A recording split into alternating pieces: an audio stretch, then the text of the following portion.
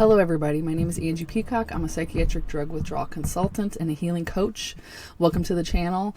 I like to bring you really interesting conversations with people I admire or people that have something really interesting to talk about within the deprescribing space. So today we have Anders Sørensen. Welcome, Anders. Hi, thanks. This has been a long time coming. We kind of work peripherally different ways, but in the same kind of area, working with people that are currently deprescribing. So I'm so excited about this. Because I already know what's going to happen. Like, we're going to both start talking from our own perspective, and we're going to relate in a lot of ways on the way that we work with people. So I'm looking forward to this just as much as you are probably in the audience. So let me read his bio. Anders Sørensen is a medication tapering psychologist, researcher, and author with a PhD in psychiatry. He helps people safely taper off psychiatric drugs using gradual hyperbolic dose reductions while addressing the return of previously suppressed emotions, thought patterns, and trauma reactions through psychotherapy. He is the author of Crossing Zero, The Art and Science of Coming Off and Staying Off Psychiatric Drugs, and a leading voice in the international conversation on safety prescribing and mental health beyond medication and diagnostic labels. Welcome, Anders. Thank you. Thanks for having me. So excited. So first question, tell us how you became interested in psychology to go on to be a PhD in psychiatry. Didn't you study under Peter Gurcha? Yes, but that was It's fascinating. My master's degree in psychology. So yeah, medication tapering psychologist, that's what I figured to call it. But it's really the other way around. Like, my original interest was in psychology and in emotions and in the psyche and psychotherapy, really. And long story short, I take that word very literally. Like, I just happen to be interested in how we can use our minds to regulate our thoughts and our emotions and our traumas and whatever. And that's not to say that there are not other options. I just happen to be interested in how we can use this psyche to make it our mind, you'd call it, to make it our friend. And indeed, it could be, at least my and a lot of people I know, the worst enemy you can have. Yes. Your own mind. If you don't, well, and that's the question then, when? If you don't know how to use it, if you've been exposed to this or that trauma, whatever happened, psychotherapy to me is the study of how we can reverse that, or at least manage it in other ways. And in doing that, eventually there will be a point in that therapeutic process, at least in the therapies that I use, where you have to come off the drug if you're already on it. It's a natural process of therapy. It is to manage it completely without numbing or distorting or distancing yourself from yourself. And it was then that I saw how tough these drugs could be to come off compared to what we were taught. And this is 10 years ago. This was back in 15, 16, when I ended my master's in psychology. So back then, and you were around back then, I know. That's when I came off in 16. Yeah, so there's even less research back then. Nothing, hardly anything. Now, but there's even less back then. But it just seemed natural for me that part of therapy, if we really wanted to work with the actual person, pleasant and unpleasant as that may be, we have to rid ourselves of everything distorting that, and that's what the drug does. So I just really saw right in front of me 10 years ago that what my clients experienced when coming off these drugs didn't resemble anything of what we were just taught at university, or what they were taught, and 10 years ago still are not taught about how brutal withdrawal can be. And I just kind of decided to go with that, like with their experience instead of what was in the books. Every single person I talk to and ask them, how did you figure this out? They say, I just listened. Yeah, exactly. Yeah. It's so evident. Okay, so let's talk about your book. I'm going to be honest and tell you that I did not read it because I don't want to, because I'm right in the middle of writing some other stuff and I don't want it to cloud my I did not want it to cloud my psyche. But I scanned it quickly just to see what was in there. So it's good stuff. It's really, to me, it's like a manual for the average person that wants to come off, like everything you need to know. Yeah. So can you tell us about like the process of writing the book? What's in the book? What do readers have to look forward to? Yeah. After the PhD, I promised myself not to embark on such a huge writing journey again. As you may know, this project is constantly, and you could theoretically always be working on it with stuff like this. So I promised myself not to do that. And what, a week or two in, I started doing that. So just because you ask of the process, it's fun, it's good, and it's hell. It's a love-hate relationship to writing. I love it and I hate it, and I love it most. So really, that's hopefully, luckily, where it ended. But it's a book on a lot of things. Like, it has 3 parts, and it is exactly as you said. It was everything I wanted my clients to know, or people in general coming off these drugs, that's in there. So it has three parts. The middle part is all the technicalities of tapering, what happens in the brain, what are the symptoms, how do you taper, what's a hyperbolic taper, how do you not do it, how do you get small enough doses, how do you manage withdrawal, like all the actual tapering stuff.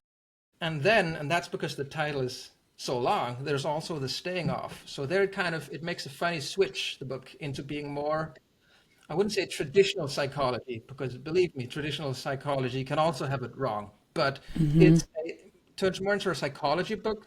Now suddenly we're talking emotions and rumination and worry and trauma and all that good stuff. Mind stuff that you need to know. Yeah. Exactly, because I didn't want just to leave the reader with how to come off, how to reach zero, hence the title. And then what? And then what Exactly, happens? and then what? And then maybe because these are and I should say maybe before, some people obviously, and you know that, and everyone in this field knows it, are only still taking the drug because they can't come off, not because they Yes. in any way have any benefit of the effect it does. In fact, the emotional numbing effect can be against them a problem. Yes. So I don't want this to sound like that everyone on psychiatric drugs who come off has to navigate some really brutal emotions resurfacing, or like there's a huge therapeutic work for everyone, because there isn't. For Yes. many there is, but not for all. Because as you know, some people are only taking these drugs because every time they try to stop, withdrawal symptoms occur. It drives them back to the drug. Yeah. So it's written for both these groups, obviously. And different I love aspects it. of the book will be relevant for different readers. But I just really wanted to be, that's what I was saying, I just really wanted to be relevant also for people learning how to navigate without drug as a strategy, implying that Yes. it is a strategy. And that's Yeah, and part of I find this is so fascinating because a lot of clients that I get, they say, well, Angie, I'm having these symptoms, so what if I am mentally ill? And then I say, well, okay, let's follow that out. Okay, if you are, or if there is underlying problems, you have to then say, okay, well, what would be the solution to that? You've tried the drugs didn't work, so then we're kind of left with, okay, there's me. Do you see that where people get confused, Yeah. or they're like Yeah. wondering, like, now what? Yeah. Yeah, and instantly, if people would use that phrase, and they do, because that's the overall narrative out there, what if I'm mentally ill then? I would really insist that there's something else, like there's withdrawal, and then there is, yes, something returning, which is not withdrawal, but which is whatever was underneath these drugs covering up. That doesn't mean it's an illness. Like we have to be very careful how we talk about that and how we approach it. And that really is what the first part of the book is about. How to change our beliefs, I would say, about that. And I'm a huge fan of just using normal words. I know Me psychiatry, too. I know medical language. Ugh. psychiatry doesn't like that because it really wants No. to be special, but use normal words for emotions and tough things and see where that leads you if you describe whatever is underneath that. That for me, so I would openly and curiously explore that idea of it being an illness. And when you start having these conversations, you see it relates to something in people's lives, and you could Yes. describe it with normal words.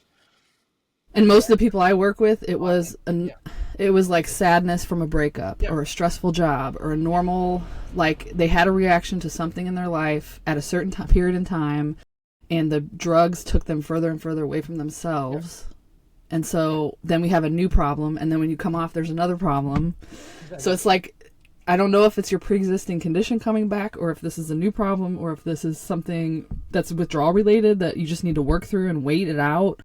But it's very confusing for the average It patient. is confusing, really, because a withdrawal emotion and a real emotion really calls for two different things. Like a withdrawal emotion or neuroemotion or whatever we call it, related to the drug leaving the system, as such, is something we don't really, obviously we want to take it seriously, but we don't want to follow it and listen to it and figure out what it's all about, because it really calls for time and maybe Yes. updosing and slower taper. We can get back to that. But the symptom itself, we want to not listen to, whereas true emotions, at least where I come from, we need to listen to.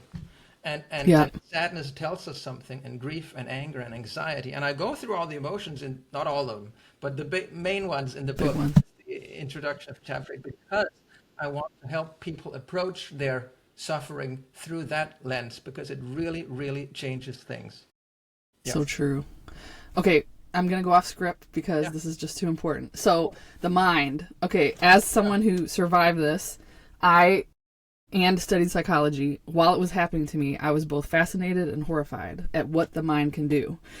And sometimes I studied it, like, look what my mind is doing. Like, where did these thoughts even come from? Like, I don't even understand consciousness or where the drug meets consciousness and how it has just completely obliterated that for me. But through the healing process, I had to learn how, like, some techniques, how to live with the way that my mind was acting.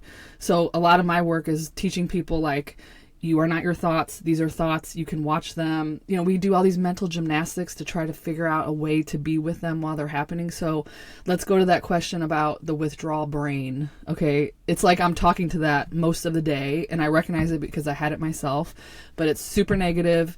It's doom and gloom. It's the worst case scenario.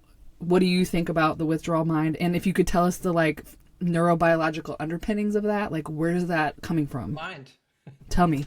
Well, the mind on psychiatric drug withdrawal also, Mind. I don't know how to answer that one.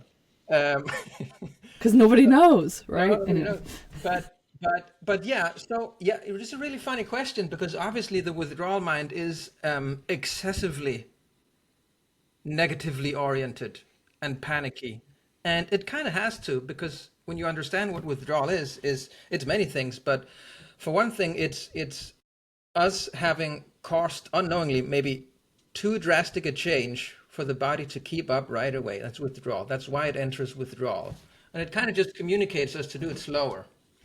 So from the perspective of the brain or the nervous system, there's danger. And if there's danger, we're not supposed to be happy and focus on positive things and be motivated and be happy and be hopeful. It kind of shuts off. That's the purpose of that emotion when it kind of fits, like anxiety, for example. Anxiety, for that emotion to work, or fear, when there is truly danger present, that emotion has to trump everything else. Otherwise it would be a poor biological system if we could be in true danger and just sit around being happy and satisfied. So, and that's really the way to understand this. Most people, if not all, understand that mechanism. It makes sense that our mind just narrows in on the negative and does exactly what you just described. But so what happens when there isn't really a danger? Because there isn't, right? Your body just thinks that because we've shocked it. And that's, to me, the most, like, normal words description of what withdrawal means, because now it feels exactly as in you're in danger and all sorts of other symptoms, but you're not. And you probably know it, that you're not. You know there's no lion, but it still feels like that. So what do we do? And that's really, there's a lot of psychotherapy stuff here, or even just, you don't even have to call it therapy, but just mind work you can do. And one of the things that usually does not work is arguing too much with it. If you've tried that or seen it, like, and that would be like the classic cognitive therapy, which luckily is out of Not helpful. but Yeah. but that would tell you to argue and find all your realistic, optimistic thoughts. And then what usually happens, at least if it's a very deep withdrawal mind, is that you lose that. The mind will just come up with another worst case scenario or negative thought, and then you're in the battle. And that's what leads us to everything about mindfulness, or leaving your thoughts alone, or understanding how to go meta on yourself. Meta, Yes. like have a thought. Yeah. Zoom out. Exactly. Yeah. All these things, that's where they enter. Is Yeah. hugely helpful. Yeah. The thing I try to teach the most is just look at what it's doing, and just you know, even if you have to tell yourself, this is withdrawal, this is my taper, this is not me, these are not thoughts that I need to entertain or do, and then take an action. Go wash your hands, jump in a cold shower, get away from it. Don't massage it so much, because it's so seductive and it will take you down. Yep, that's what they Like, do. It's what it has to Right do. down the toilet. Right down Yeah. the toilet. Yeah. So It pulls in your attention, I would say. Like, and there's a whole chapter 9 is exactly on this. And I use Perfect. now, and maybe if I wrote the book in 3 years from now, I would have used another therapy modality. But right now, what's called metacognitive therapy, I don't know how big that is in the US. It's from UK. not really. But Very that's small. really, really strong exercises. So also, obviously, the theoretical framework, yes, as you just said, we can actually have a thought and do something else. We don't have to follow them or argue with them either. We don't even need to rid ourselves of the thoughts our feelings before we can steer our focus outwards. And that sounds very close to distraction. In fact, it's not, because here our goal is not to replace anything. That would be distraction. I'm doing something to replace what's inside me. That's a battle. And you have to check if it's there all the time, and then you're back in it. So, so how to steer the mind and use attention, there's a lot of exercises in the book about that too. And it's really one thing to understand it theoretically, but how to practice it is different. You have to do it. And for the sufferer, it's like you got to figure out. I tell all my groups this a lot. Like, this is my suffering. These are my symptoms. How am I going to work with them while they're here? Because I can't just like get them to go away. They're going to be here. So like while they're here, what do you have to do to be to be able to, like, you know, be in relationship to them? So you kind of hinted at one more thing I just want to mention: allowing. We fight it so hard. We're resisting so hard. We're tense all day. We're like, oh my God, I can't believe I'm thinking that. You know, some of that you can't help because your nervous system is so charged. But if you just allow it and like stop fighting and just look where I'm holding all this resistance and I'm trying to fix it, I'm trying to make it stop, all that resistance kind of fuels it. Yeah. And it's natural. You can't help it. It's so horrifying. What of course. As it's ineffective. That's the way we should talk about it. It's as normal as it's destructive.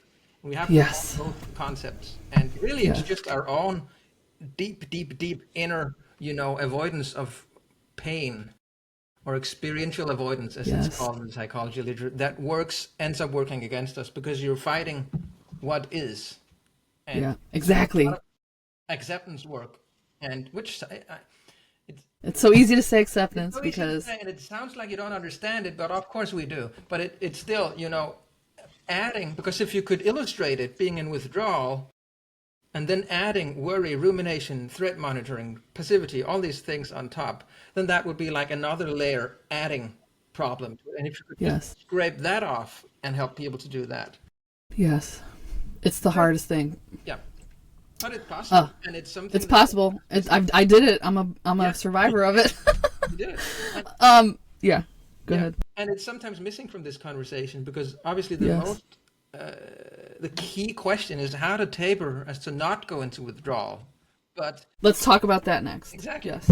2 reasons, and we can get back to that, as you know, in the end, because there can be a long way down to zero, and even when you reach the lower doses, there will, for most people, be an element of some withdrawal, not severe, but some withdrawal. So therefore, the question of how to manage it really is tied to this whole discussion, and we talk about that too little in the field. And then obviously, as you know too, as long as the guidelines are as they are now, and as long as there's as much resistance towards this academically as there is, part of our job, us working in this field, is how to fix the aftermath of an incorrect taper. Like, what do we do when a person has already tapered too fast? That's my whole client load. Yeah. Everyone deliberately? Just about, honestly, so just so you know, I have 18, well, now I run groups for Outro. Mm-hmm. Outro people are a little less injured, but the people that I get are, in general, people that had tons of med changes, long-term use, 1 or more cold turkeys in their past, severely dysregulated, unable to get stable. In some cases, they went to other coaches and got advice, and it made them worse. So I have some of the worst sufferers in the whole world. People find me from overseas and everything. So this is why I want to talk about this with you, because during your interview with Nicole at Medicating Normal, you were talking about the state. We don't want to get in that state. I have a lot of people in the state. So I wanted you to define what the state is, how to prevent getting in it, and then if you're in it, what to do. Do we call it the state? I don't know. You called it the state. What do you want to call it? I don't know. I remember that conversation. It's difficult to call it. And that's because, and I love terminology, and I think we have to use exact words. We need some. And what we're talking about here, obviously, is the situation where you can't just updose and it'll be fixed like you normally can. Within however long that window is, days, weeks, even the most severe withdrawal symptoms I find for most of the drugs, for most people, can be fixed easily by just updosing and then waiting. There's a window, we don't know how long it is, but the general idea of using updosing, if you clearly have made too big a reduction, I think it's a useful tool. But there is a window, an undefined window, where suddenly the body just simply doesn't accept the drug. And that's the state we're talking about, right? Yes. And so I would further say it's dysregulated. It seems they're so hypersensitive that even a 0.5% drop, they get suicidal thoughts. Or if they try to go up to the last dose they were on, they get a little worse than they were before. Doesn't work. Exactly. So it's like, to me, I always show them this analogy. I say, your nervous system is like this right now. Yeah. And we're trying to get it back to this. Yeah. But sometimes when people get like this, they can't get this. Yes, exactly. So most of my people are in this state. Yeah, exactly. Yeah, the state. To introduce, and maybe everyone listening here knows that, but just really to define it, what we're talking about now is where we're updosing does not work, or even makes it worse because you've been kindled. So there are three options: it works, it doesn't work, or makes it worse. And so what should we call that? Just calling it withdrawal is not fair. I call it dysregulated. Yeah. Let's talk about that too really quick. Yeah. Because a lot of people are calling it protracted withdrawal injury. I don't like that because no, I call that myself to me sometimes, but yeah. I don't like that because you're not in withdrawal. So I think Mark's argument was we need the medical community to understand that, so that's the closest term that they would understand. And I'm like, but you're telling them they're in withdrawal, but they're still on a drug. They're not going to understand that. Yeah. So I prefer dysregulation. You were just in a dysregulated state. I'm sorry, like nervous system dysregulation. Yeah. Like that's what it is. But that's a good idea because that's what it is, and that's what it is. Call it what it is. Because the symptoms is a sign that it's not regulated. Otherwise, they wouldn't be there. And if the reduction had been smaller, or what about sensitization? Exactly, that's good too. That's good too. Because, and that's kind of the other side of the story, because once it has been shocked by whatever incorrect taper, not only do the symptoms last longer, scream much louder, the nervous system also tends to be more sensitive towards any reductions. So that's an unfair situation, right? Because now you might have to taper even slower than you were originally. And I would even say it's not always a taper that causes it. It could be COVID causes it, or high stress. Yeah. Or at some point the person was holding and then it just flipped a switch and it went sensitive. Yeah. It happens. And obviously here, and I get why, so it depends on who we talk to, because if you and I talk in with the community, we could definitely we could even call it injury or damage. Yeah, at the point of injury, when you got injured. Yes. Yeah. But talking to the medical community, you cannot call it that because it's too far away from where they are. They don't, exactly. So I get Mark's idea, and I would say the exact same thing as Mark did. I would follow exactly the same logic, if or when, because we are both in the academic fields, Mark and I, and a lot of us, if we want that mainstream community psychiatry to understand this, calling it injury or damage would simply be too far away from. What about sensitization? Sensitization, maybe. Yeah. But we also kind of want them to understand it's an injury, not necessarily a permanent. But will they understand protracted withdrawal injury if the person is still on the medication that injured them? No. They don't. That's addiction language. Most likely not. Anyway, we don't have language for this stuff. Okay, so... So what do we do? What's the next question? So the question is, if you find yourself in that state, what do you do? Because I asked Mark the same question 3 years ago on an interview, and he said, I'm not going to tell you what he said. I want to hear what you say, and then I'll tell you what he said. Actually, I don't give a lot of guidance on this in the book because I think it's not one of these things that we could just say, if A, do B. Then B. This fits all, because so much damage can be done if you do the incorrect thing. So, but obviously, my first go-to thing would be a hold. Me too.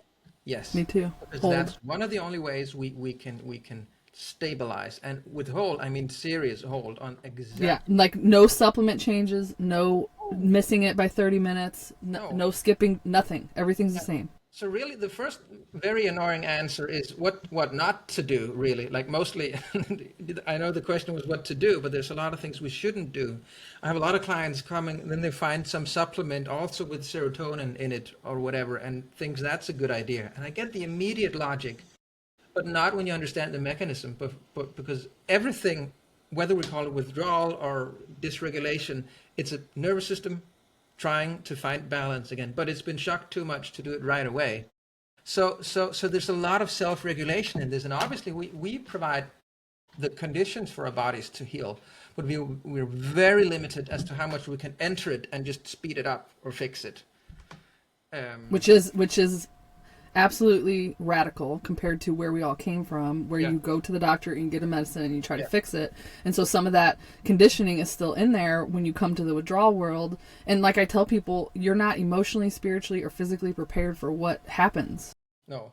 So people panic and they want to take something to make it better, but this is like the opposite kind of. Yeah, we have to enter another approach to it, and we have to understand that our immediate approach of wanting to do or take something becomes part of the problem here, at least first. And of course it's a shock. It's your doctor harming you. And from the other perspective, take the doctor's perspective, you harm your patients because you haven't been educated properly, because of the system behind you and because of key opinion leaders refusing to take in evidence on withdrawal. So for both parties, it sucks, mostly for the patient, obviously.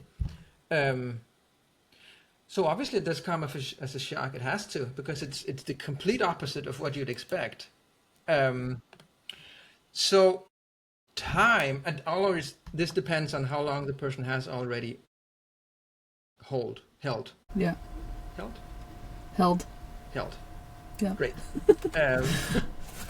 But I've seen a lot of injury, protracted withdrawal, dysregulation heal as a function of time. And sometimes the time frame is concussion-like time frames, like what we know from severe concussions, where it's completely accepted that it could take years. Yeah. Yeah. So I want to, because I know my audience so well, they're going to latch onto that. But here's what I think. This is what I've noticed anyway. I've had people in that severe sensitized state, or whatever you want to call it, and they say to me, Angie, I can't hold. This is way too painful. This is unsustainable. I'm going to lose everything. And they start to taper very slowly in that state, maybe 1%, 2%, 3%, okay, per current dose, hyperbolically. And I've noticed over time, the further away they get from that injured date, or the lower they do get better. So there's this myth, I think, in our community that, like, you have to be stable before you taper, and if you don't, you're going to make yourself worse. Obviously, everybody wants to hold first to see if they can get more stable, but I just want to say that it's not mandatory for everyone, and some people, they cannot. And we should support them in whatever decision they have to make for themselves, or what their ability to handle the suffering is. So have you seen that too? Yeah, so that's really why because I'm usually very careful with my words, because I like words. Me too. That's why I added a factor just before, is how long you've been holding, obviously. And we really have to have some discussions about what being stable means, because being stable is not being fully stable because of the mechanism we talked about before, because maybe the shock in itself, wherever it came from, has caused the system to be more sensitive to the drug that you previously tolerated, at least tolerated better, with whatever adverse effects there was from taking it. This is a different game now. You can't compare it to before, because now maybe your body starts to react to taking the drug. And if that mechanism is there, and I call it kindling, we use it from the benzo and the alcohol community. Communities. And it's not officially accepted with SSRIs and all the other drugs, but it's the same. It's the same. So we shouldn't argue about that. Not us, but with the field, because it is the same. So, and if that mechanism is present, there's definitely a limit as to how well you can become from waiting, because now the body just reacts to you taking it. And the answer to that is tapering, while the answer to the, what would you call it? Acute protracted stuff is to wait. Yeah. So there is this constant, when is that time to taper? And there's no way we can set an objective measure for that. And the way the way I talk about that is the person, I know this sounds woo-woo, hear me out. There is, because I tapered Cymbalta for 2.5 years this way. But for me, it was, I had to wait until my body was like, okay, I can handle a little bit.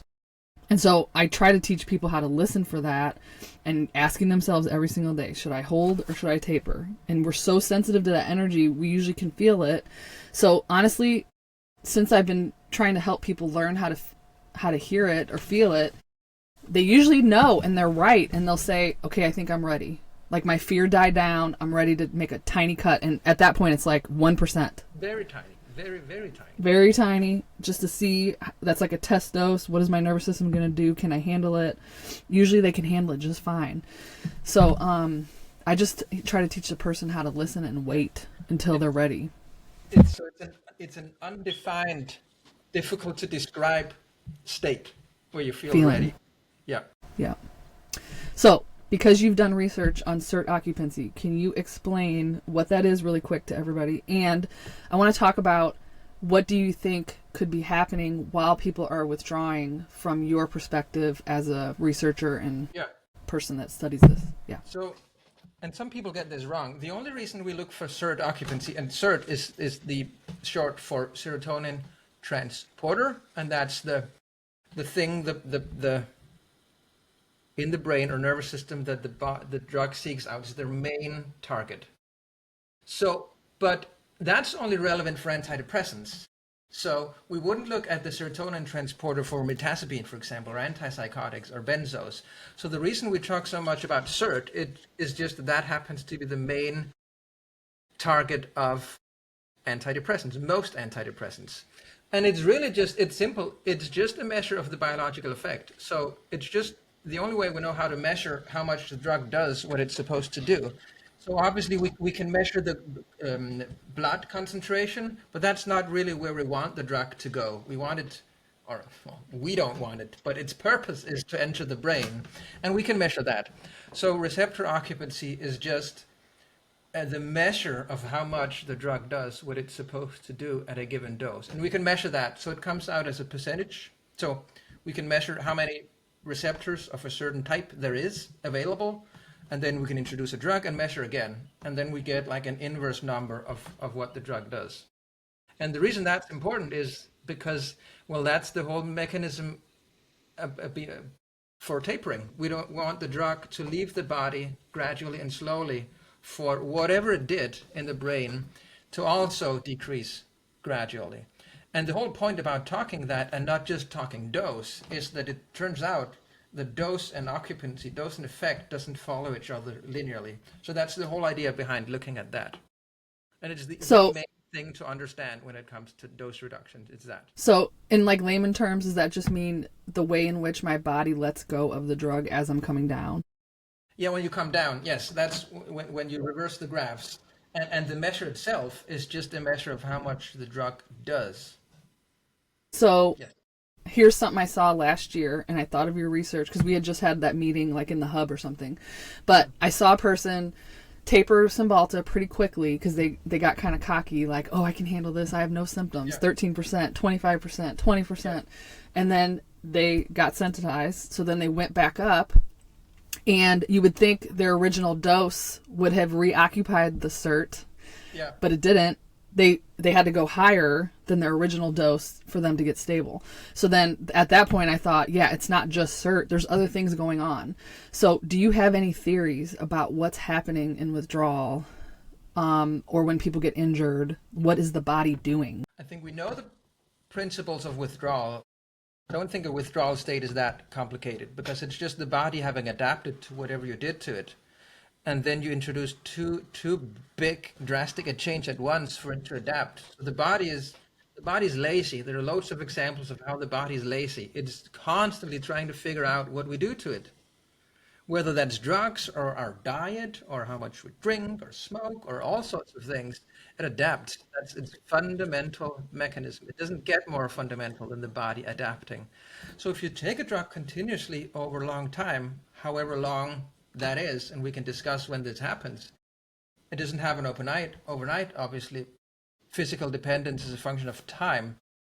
If you keep doing that and then suddenly just drastically change the course, the body can't keep up. So these homeostatic mechanisms, the adaptation can't keep up, but they're trying.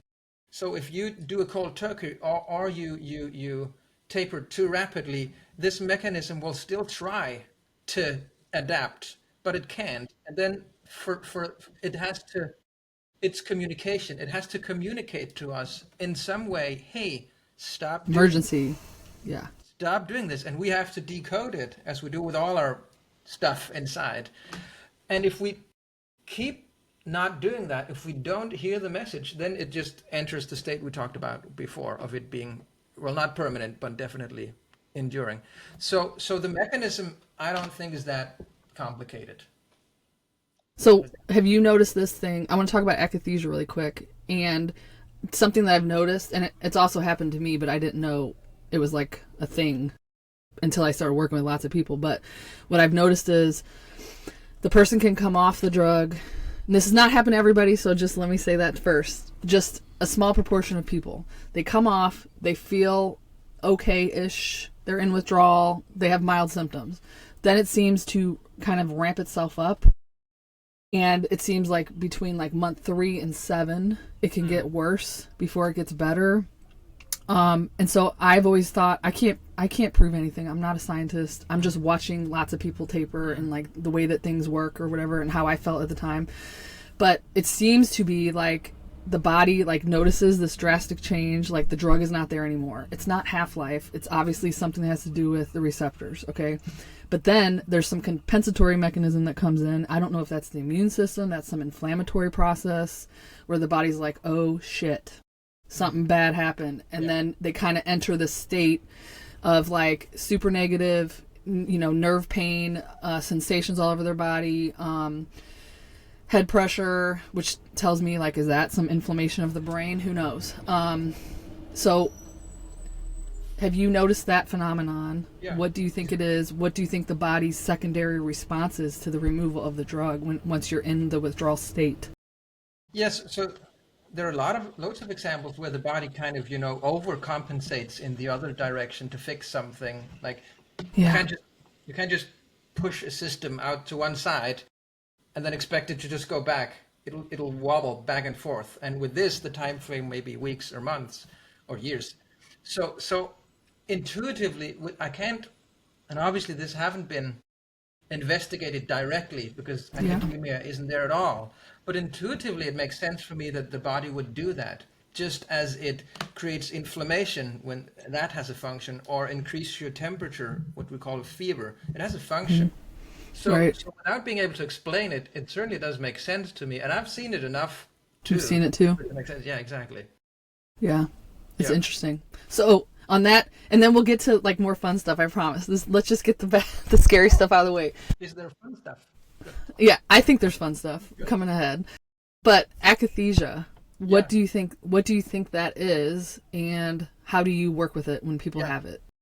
Well, if their reduction is relatively close in time, I would obviously up dose because it's a pretty strong, like all this we talk about enduring and managing and leaving symptoms alone and getting through it. There's really no way in akathisia, is there? It's the only way you can do, but that's not what we're talking about when we're talking managing emotions, managing symptoms. Sorry. With such clear symptoms, if the reduction is within reach, I would obviously go back up and then taper slower. But akathisia, it's as far as I know, it's Greek for can't sit still. So it's a term we have, and it's a medical term, and I love that we have it, because otherwise that's a way to validate that it's there, because otherwise we have to call it anxiety or inner restlessness. And that doesn't quite capture no intensity of how horrible it can be to be in akathisia. So, but it is a constant, like it's the right word. It is constant or near constant.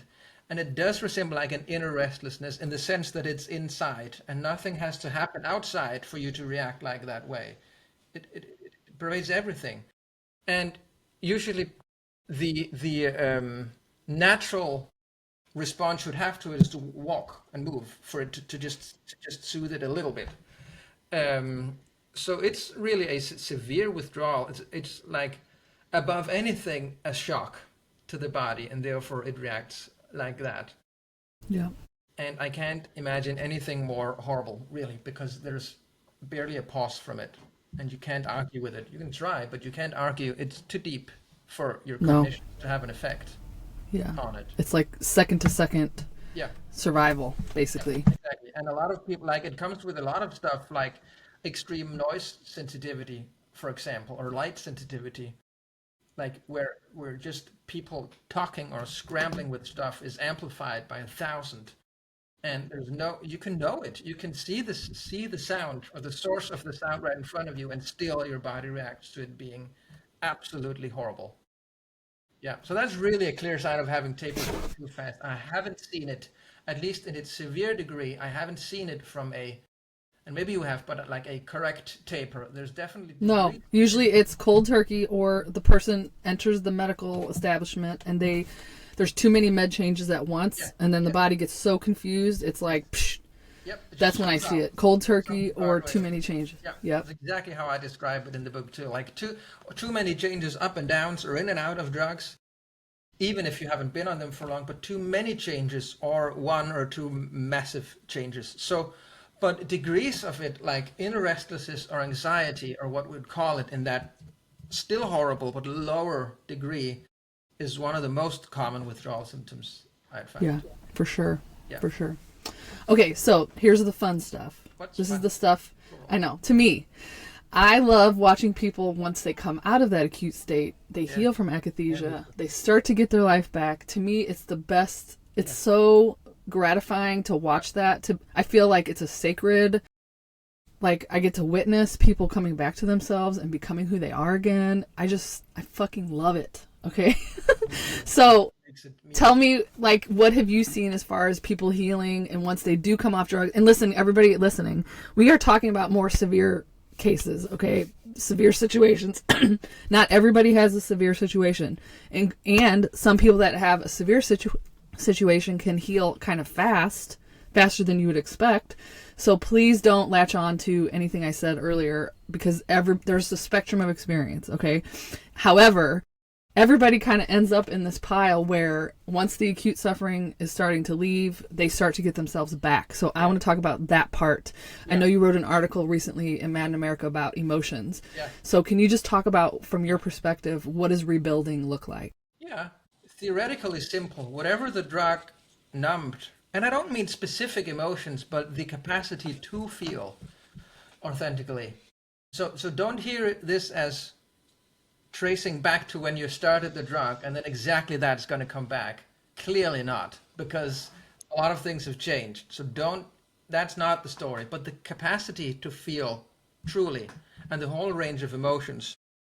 And we shouldn't call them good or bad emotions. We shouldn't even call them positive or negative, because then we value them. Just pleasant and unpleasant emotions, both of them resurface. And the trick is to help people navigate that. Also the bad ones or the unpleasant ones, which are usually messengers of things we want to hear, at least in the bigger scheme of things. We want to know if we're out of line with our values and goals and needs, which is where emotions come from. It's a Latin word as far as I understand. I can't pronounce it, but emovere means to move. It's even in the word, to move.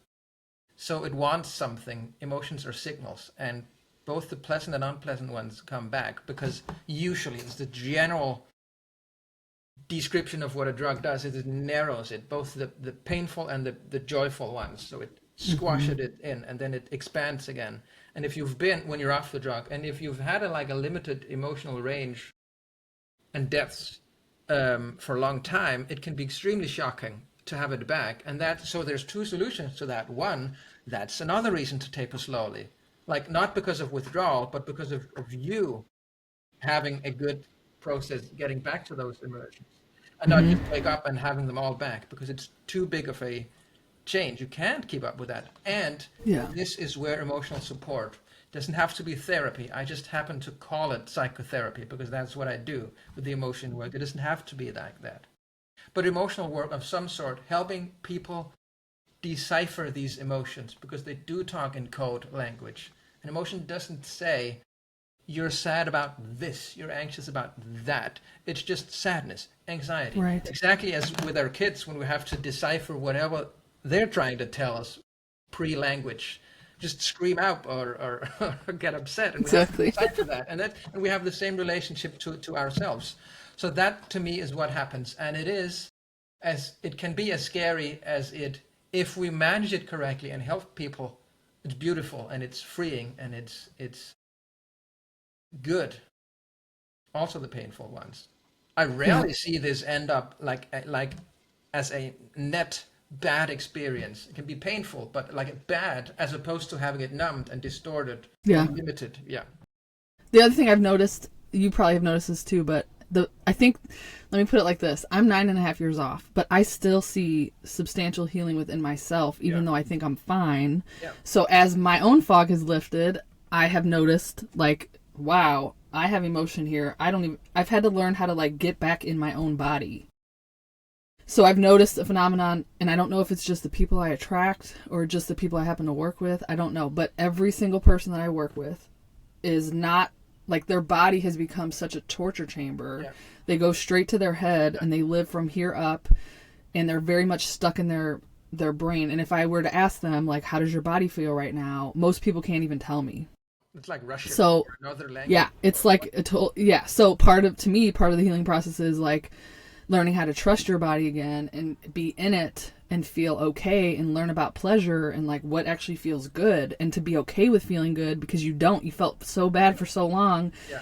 Feeling okay is even a little scary. So Yeah. have you noticed that, or is that just the general human population, or is that just the I West? noticed it a lot, and it's one huge irony, because a lot we can discuss what so-called mental illness is, or emotional suffering, but overthinking and like getting too attached with thoughts, it's definitely a core feature of that. So it's kind of ironic that drugs long-term makes you think more or get even more up to your head, but it happens automatically. But because if your guidance system, the emotions are numbed or shut off or whatever the drug does, then we have to navigate by thoughts, obviously. Oh my God. That's I did not put that connection. No. I just thought it was like a mind-body split, because if my body doesn't feel safe, I have to go in my head to make sense of that. And then I get stuck here and I believe it, and that I live from here because the body doesn't feel safe. And until I can feel safe in the body again, I can't come back in I it. think it's both. That makes sense to me as a mechanism too. And we see that even beyond meds too. Like, Trauma does that to yeah, you. exactly. Trauma, retreating into the mind is a very effective strategy in trauma. Problem is that it persists. So you stay in your head even after the trauma. Yes. It doesn't update. But as an acute coping strategy, retreating into the mind, or even creating little universes, or overthinking, or shutting down, or dissociating, or all these things that psychiatry, modern Western psychiatry, has had luck with presenting as symptoms, which are really strategies and behaviors to adversity, makes sense to me. And a lot of that we have to reverse. And exactly when that door then opens, the emotional, it's painful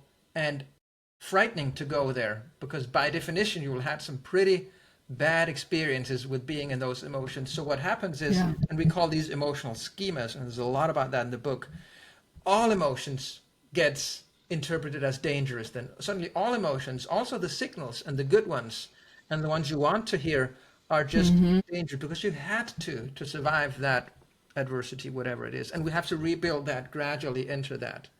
There's a lot of emotional work and talking about what an emotion even is. That's why I wrote that Mad in America article. I found myself, and you do that too, I'm sure, doing this work, we hear ourselves saying some of the same things. Same thing over and over. And so why not put that out in the world? Because maybe it's universal. And one of the things I hear myself talking about mostly is, like Adam and Eve, what is an emotion?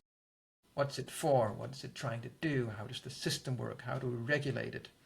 Because that helps people trust to do what you exactly described, to okay, then I dare enter it again. If it's a signal, if it's a kind reminder, whatever we call it. Yeah, and I think that's part of rebuilding, is just learning, like, who am I now? What do I even feel about anything? I can remember just thinking, I don't even know what kind of ice cream I like. Like, I've been so numb for so long. Like, I have to figure out everything. Yeah. And when I had the experience of my dog dying, I was about 5.5 years off. The pain was so intense. But I was like, at the same time, I was grateful for it. And I was like, I don't want anybody's interpretation of this. I want to feel this fully, which to me is beautiful. Yeah. Even the sorrow. Yeah. And the sadness and the grief and all the unpleasant emotion that would naturally fight, not having them there at all is usually worse. Yeah.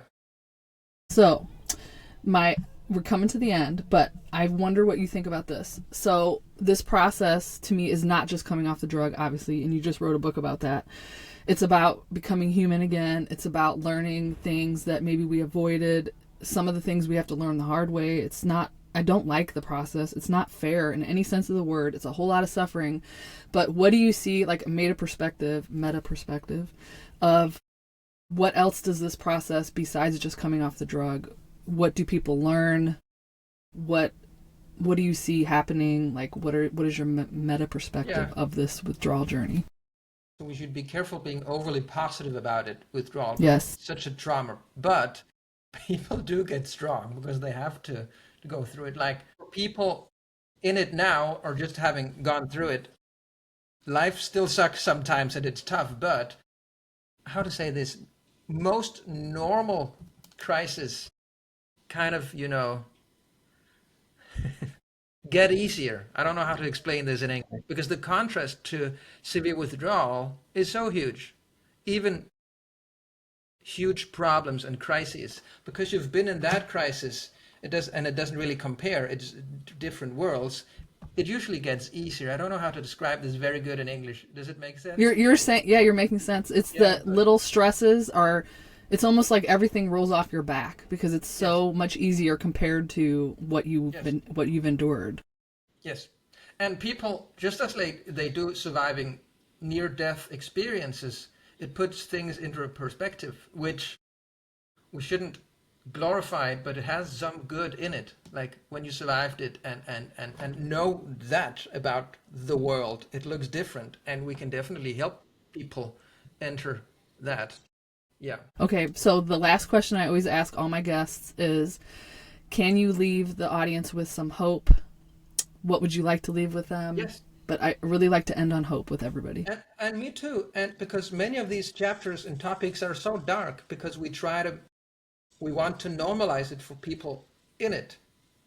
And that is the story. That's not just something we say because we want to artificially leave some people with hope.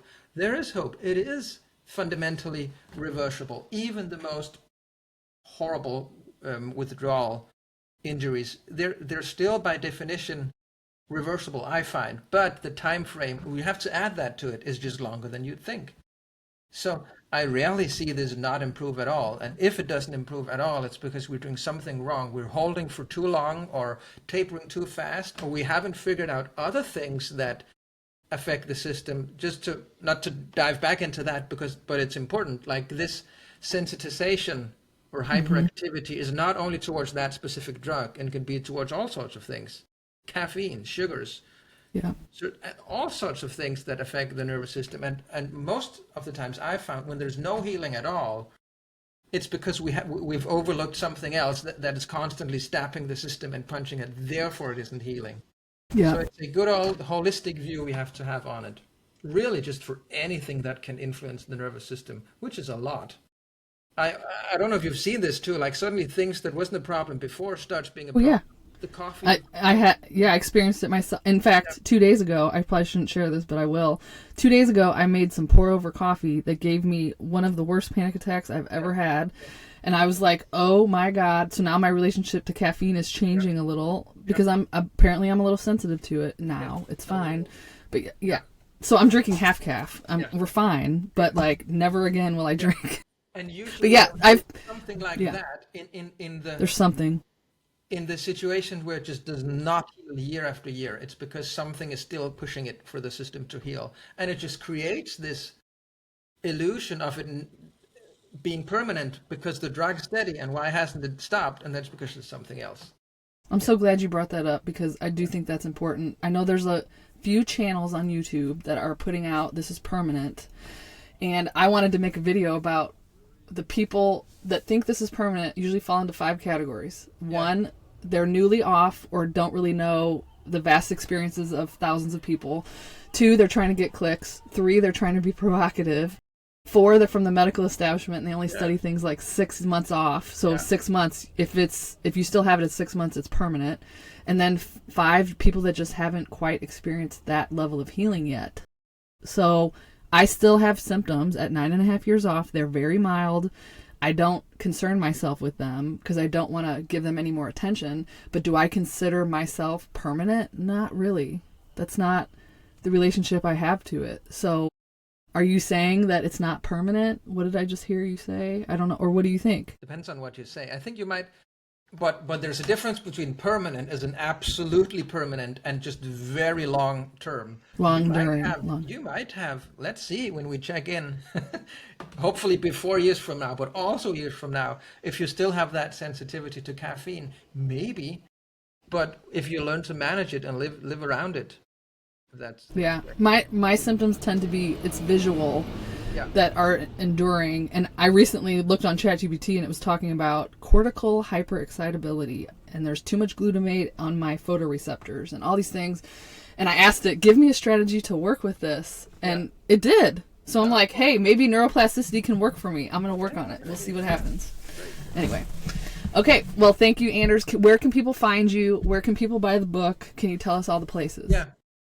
So my situation is that even though I've been in this field for 10 years, I've been so stupid to mostly put out Danish content. So actually, I've done obviously some podcasts here and there and some articles, but not a lot compared to everything I've done. So most of my social media followings are rather low because I only started it with the book here on July 2020.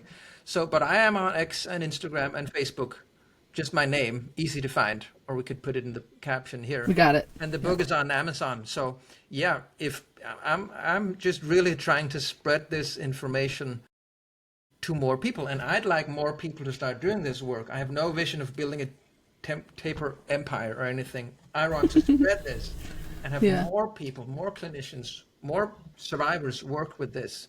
So, and for that, I'm trying to, it sounds far off for me to say that, but because we know it's where social media is where it happened. So it is a point in itself to build those stupid channels, whether you like it or not. And I hate it. I hate it, honestly. I hate it. There's no way around it. And there's I like no the way idea around of having a media that we can spread it with, because the media doesn't understand it, mainstream academia doesn't understand it. So really it is fundamentally good that we have this option. But a little invitation, if you like this, come follow. And the book is just on Amazon, so that should be pretty easy to find. Perfect. Well, thank you, Anders, for talking to me. That was awesome. I could talk for 3 more hours, but I will let you go. I don't know. Please. Thank you so much. All right, everybody in the audience, thank you so much for watching, and we will see you later. Hope it was helpful.